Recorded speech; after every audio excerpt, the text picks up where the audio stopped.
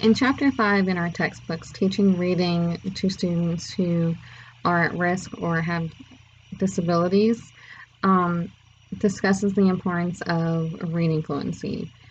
Reading fluency involves the ability to read through text with accuracy, at the right speed, and with expression.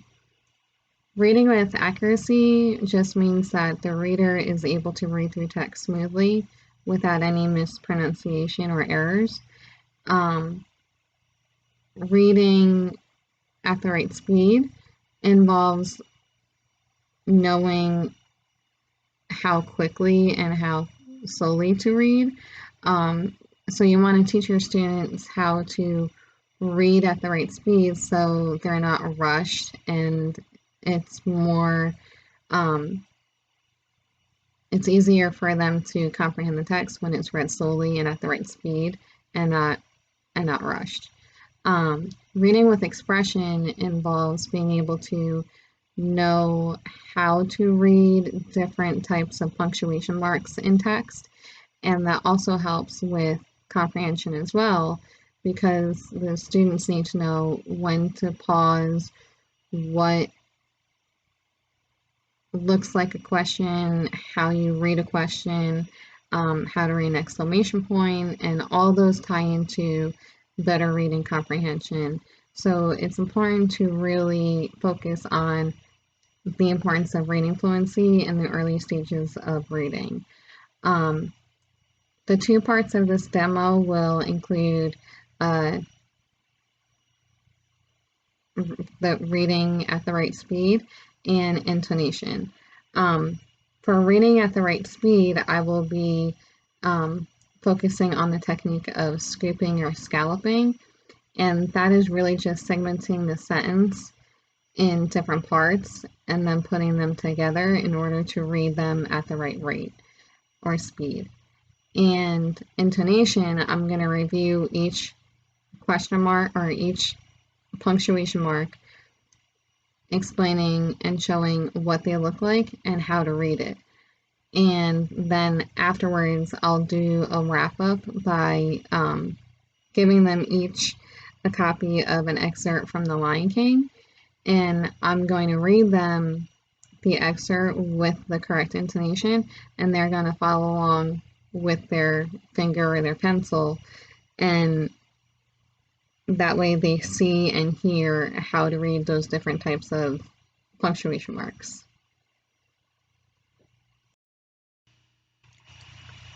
So for the first part of the demo, I'll be teaching the students scalloping or scooping the sentence, and they'll each have a clipboard with a protective cover of a paper that has the sentence we'll be working with, and they'll also have an expo marker to practice along with me.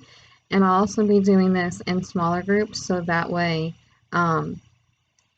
it's more direct and explicit, so they don't get embarrassed if they get it wrong, or if they don't quite understand. So doing it in groups of 3 or 4 students as opposed to 10 will be a lot easier in getting the results out of the lesson.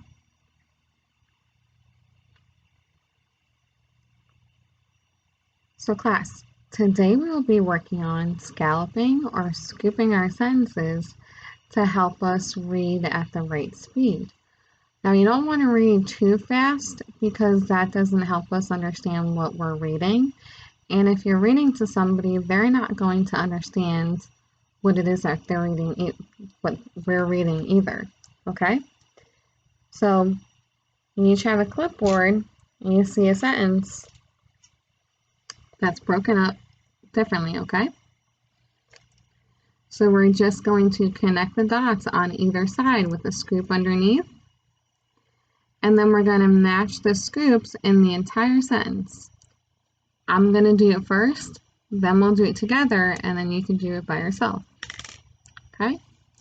So watch me first. My turn.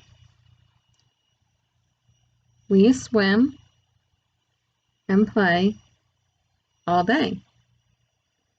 We swim and play all day. We swim and play all day. Okay?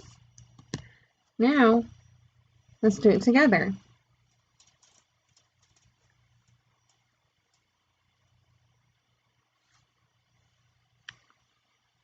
We swim and play all day.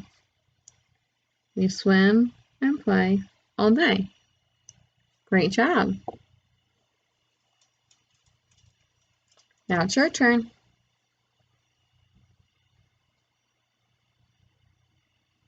Great job. Awesome, you guys. So now you're going to take this sheet off and we're going to do the next one.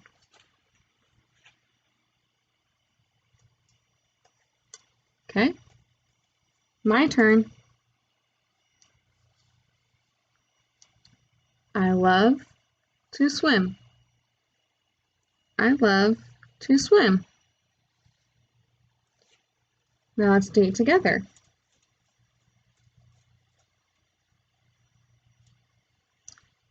I love to swim. I love to swim. Now it's your turn.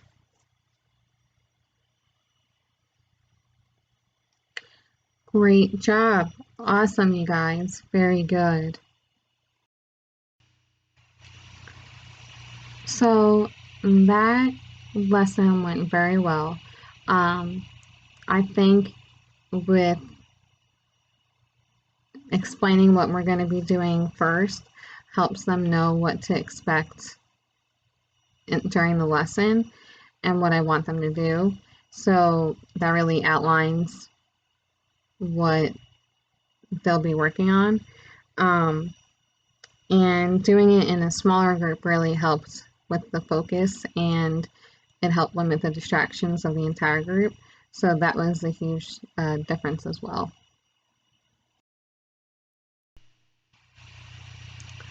So class, today we will be focusing on knowing how to read a sentence based on the different kinds of punctuation marks that are used within the text. Okay? So on your clipboard, you'll have a paper and a sheet protector that has a table of the name of the punctuation mark, what it looks like, and how it's used. When we're going to go over how it's used, I'm going to read it first, then we'll read it together, and then you'll have a turn. Okay?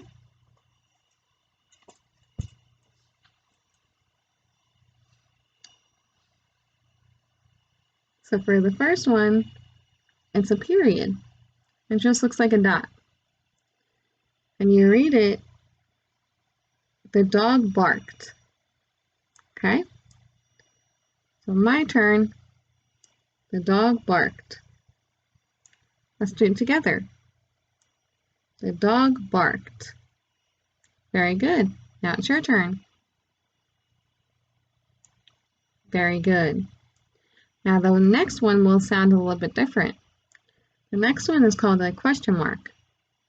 And it looks like a little half of a C with a little line, and the bottom part looks like a period. So listen to how I say it, and then we'll do it together, and then you'll have a turn. My turn. The dog barked. Together.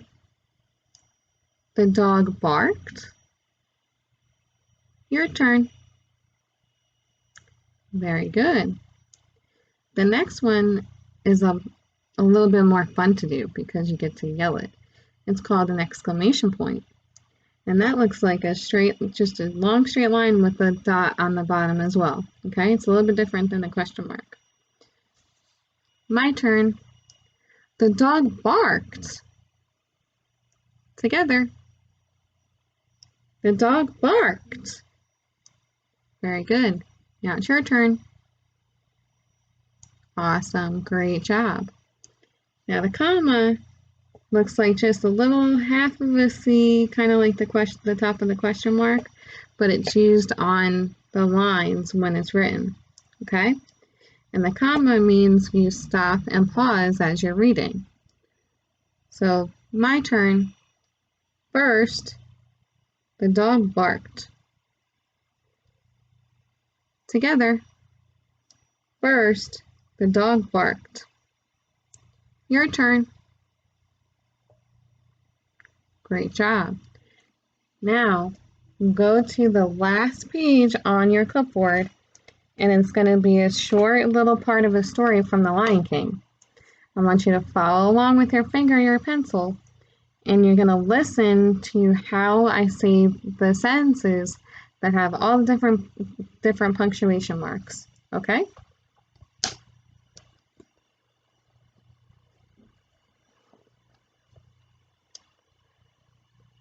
Everybody ready? Put your finger on after and follow along.